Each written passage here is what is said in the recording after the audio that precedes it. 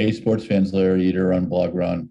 This is episode 57, and this is the Epilogue Athletics Chat. Stuart and I had a lively conversation today. I had 32 ounces of Starbucks iced Americano and a Good and Gather bag of sea salt roasted pistachio kernels. So I'm, powered to the max. So what do we talk about? Shelby Houlihan situation. Essentially, Shelby was Houlihan, American record holder, the 1,500 and 5,000, was told in January that she had tested positive for nandrolone. Doing a dietary kind of a map of what she'd eaten in the week in December after the test was done, she determined that she had had a burrito at a food stand in Eugene, Oregon. She had ordered a carne asada burrito, but she believed that she was given a pork burrito. According to WADA standards, pork offal, that means waste. Yes, there's waste product in American meat. Really wants you to think about your diet better. And it contains nandrolone. But in the process of defending herself, and they speeded everything up, expedited it so they could, perhaps she could compete in the trials. The organizations, CAS and WADA, said that they didn't really believe that she had come to the position to show that there was any doubt in what had happened.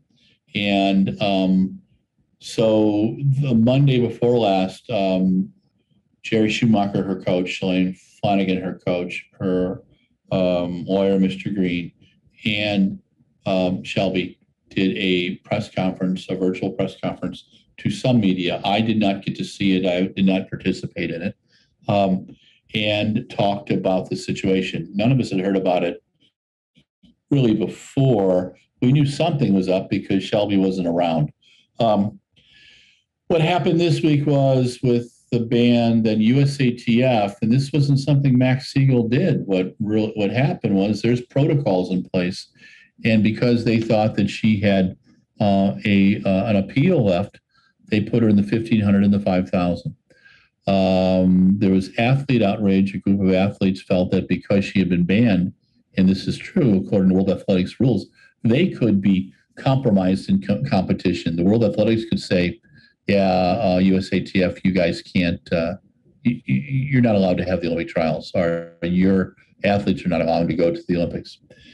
The AIU organization, Athletics Integrity Unit, sent a note to USATF and the USOC.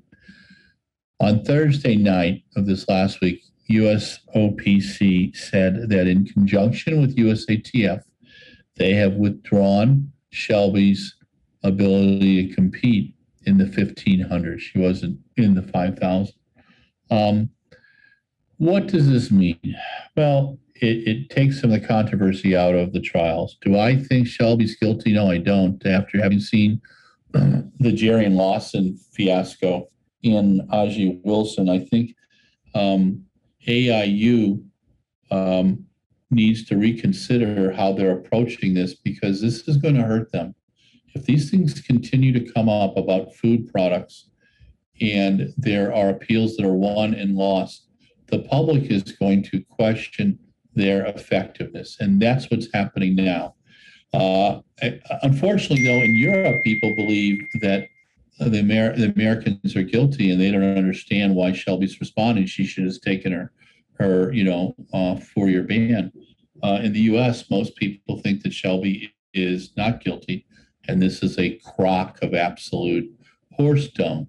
I tend to be in between. I don't think Shelby did something that's knowingly. I don't think that Jerry Schumacher or Shalane Flanagan would as well.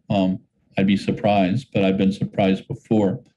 But I also think that the AIU acts remarkably like a U.S. police investigative internal unit where they believe everybody's guilty from the very beginning. It's a rather jaundiced view, and it's a poor view to approach. Now, when you have so many fine investigators, you can find good stuff, but I think you also have to keep an open mind. And that's what I don't see happening here. And the approach has been rather dictatorial. That's a good way to put it. Okay, so that's one. Extraordinary 800 in Poland. I will let you listen to that, but two Brits got big PBs. A lot of kids under 144. Reflections on the U.S. trials. You can read those on RunBlogRun. You can hear my diatribe in the Athletics Chat 57. And looking ahead to the GB trials, they're next weekend. Our friend Stuart's going to be there, and he's also going to be in Japan as well. So this is Larry Eder with RunBlogRun. If you like RunBlogRun, like us at Facebook, Instagram, and Twitter. If you love us, subscribe on our YouTube channel. We have 2,500 YouTube videos. We have just under 370 videos from 2020 that are also up there as well. Enjoy them. Trade them with your friends. The more eyeballs we get, the better advertising support we can receive as well. So stay safe. Thank you to Mike Deering for being the production manager of Athletics Chat 57. He tries to keep me under control without a taser, and I appreciate that. Stay safe, everyone. Thanks for watching our videos.